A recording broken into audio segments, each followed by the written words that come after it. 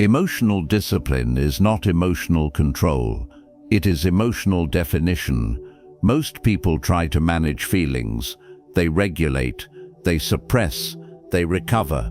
That approach is fragile, because emotions are not the problem. The absence of a boundary is.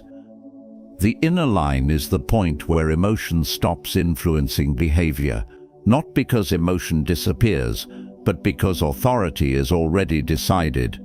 Pressure reveals this immediately. A comment provokes you, a tone challenges you, a situation tightens, emotion rises fast. Without an inner line, behavior follows emotion. With an inner line, emotion is contained. This is the difference between reaction and presence. The Stoics did not aim to feel less. They aimed to cross less.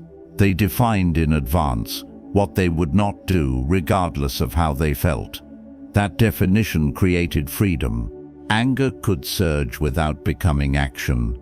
Discomfort could exist without becoming behavior. The inner line turns chaos into structure. Emotion becomes information, not instruction. This is why emotional discipline is foundational. It does not depend on mood. It does not depend on calm. It depends on identity. You are not deciding in the moment. You are operating from a preset position. That is the mark of a Stoic Titan mind. This video completes the discipline phase. Desire was reduced. Comfort was removed. Pressure was faced. Now the line is drawn. In the next phase, this discipline turns outward into presence, into composure, into dealing with people. Emotions do not break discipline by strength. They break it by permission. The moment emotion is allowed to decide behavior, the inner line disappears. Most people misunderstand this failure. They believe the emotion was too intense. It was not. What failed was authority. Under pressure, emotion rises automatically. That is natural. What follows is optional, but without a defined boundary, emotion fills the space. Anger begins to justify itself. Fear accelerates action. Frustration demands release. The mind confuses intensity with truth. This is the core error. Emotion feels urgent, so it is treated as instruction. Discipline collapses not because emotion exists, but because emotion is promoted. When the inner line is unclear, every emotion triggers negotiation. Should I respond? Should I correct this? Should I express this now? Each question weakens control. Under pressure, the mind does not need more restraint. It needs fewer decisions. This is why emotional discipline must be structural. Structure eliminates debate.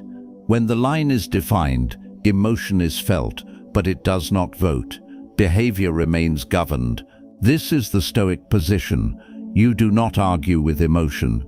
You do not suppress it. You do not obey it. You contain it. Containment is not resistance. It is placement. Emotion stays on one side of the line. Action stays on the other. Once this separation is stable, discipline holds. Emotion can surge without producing disorder, because authority is already settled.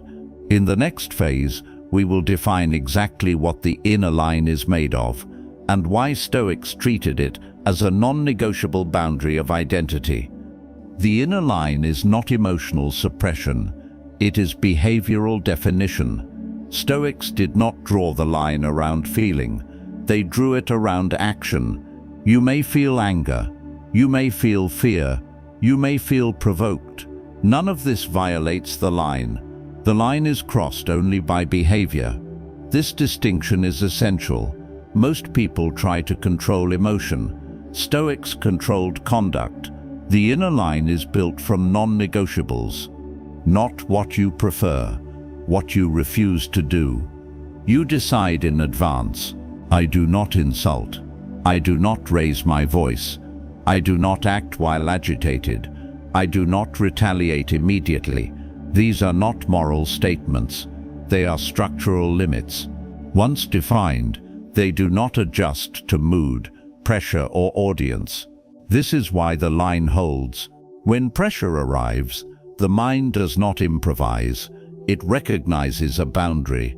Emotion may surge sharply, but it has nowhere to discharge, because behavior is already governed. This is how discipline becomes dependable, not through constant monitoring, but through exclusion. The mind settles when exclusions are clear.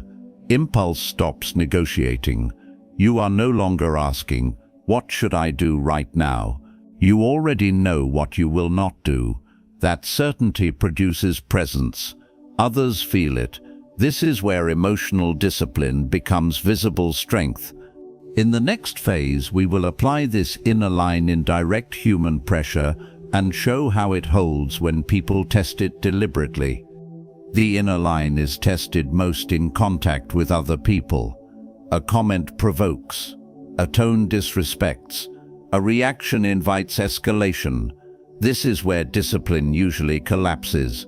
Not because the line is unclear, but because social pressure is added. People expect response.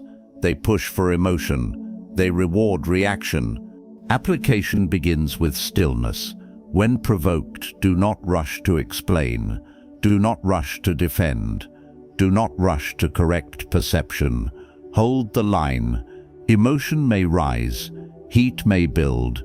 Words may demand release. You allow sensation. You deny execution. You do not insult. You do not raise your voice. You do not act while agitated. You do not retaliate immediately. This restraint is not weakness. It is authority. Most people confuse reaction with power. They mistake expression for control. The disciplined mind does neither. It remains contained. Others feel this immediately. Pressure finds no surface. Provocation gains no leverage. Not because you dominate, but because you are unavailable to pull. This is how presence is established. You are no longer absorbed into other people's emotions. You remain inside your own boundary. Over time, interaction patterns shift. Some people test less. Some reveal intent. Some lose interest. None of this requires effort. The line holds. The line works. This is emotional discipline in practice. In the final phase, we will integrate this line fully into identity and close the discipline cycle by completing the Stoic training of desire, impulse, and emotional response. At this point, the inner line must become identity, not something you remember when emotions rise, something that defines how you operate. You are no longer someone who manages reactions. You are someone who does not cross certain lines. Emotion may surge. Pressure may intensify. People may provoke. None of this moves the boundary. The line holds. This is emotional discipline, not control through effort, control through definition. Feeling is allowed. Behavior is governed. Over time, the mind adapts to this structure. Emotion stops feeling dangerous. Pressure stops feeling personal, because nothing essential is at risk. When the line is internalized, self-control no longer depends on strength. It depends on who you are. You do not decide under pressure. You operate from what was already decided. That is the Stoic Titan mind. This completes the discipline phase. Desire was reduced. Impulse was ordered. Pressure was faced. The line was drawn. From here, discipline turns outward, into presence, into composure, into dealing with people. This concludes the playlist, Stoic Discipline, Mastering Desire and Impulse. The next phase begins. In the next playlist, Unshakable Presence, Handling People and Pressure, we start with one essential question. How do Stoics stay calm around difficult people? That is where discipline becomes visible.